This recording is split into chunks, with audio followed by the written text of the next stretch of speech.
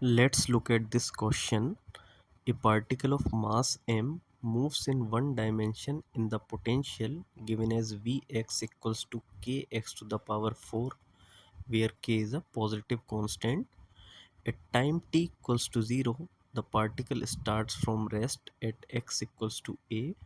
For bounded motion, the time period of its motion is option A proportional to a to the power minus 1 by 2, option B proportional to a to the power minus 1, C independent of A, and D not well defined.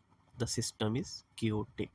So in this question we have given a one dimensional potential and we need to calculate the time period's dependency on the maximum amplitude A. Now the total energy E of this particle can be written as a sum of kinetic energy T plus potential energy V given in the question, which gives E equals to half mx dot square plus kx4. Now at turning point at maximum amplitude, the kinetic energy is 0 and the total energy E becomes the potential energy at the maximum amplitude A equals to Ka4, which is a constant because our energy is time independent. So the expression becomes Ka to the power 4 equals to half mx dot square plus kx4. From here we will rearrange the terms and find the value of velocity v, which is also rate of change of position x dot, which comes out to be a factor of square root 2 times ka4 minus kx4 by m. From here we will again rearrange the terms in terms of dt and some square root function and dx. From here we will integrate both sides to get the time period.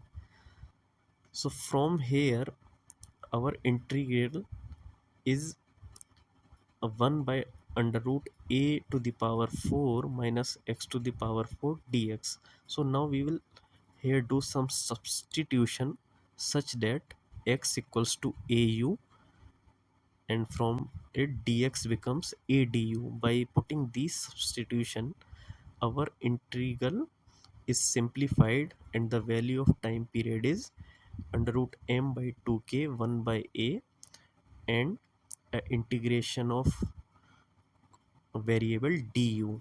Now from here we can see this integral in terms of u variable is a constant integral. This integral does not contains a amplitude term. All the amplitude terms are outside this integral. So from here we can see the time period varies as 1 by a or a to the power minus 1. So the correct option is option B, that the time period is proportional to a to the power minus 1. For your exams there is a tips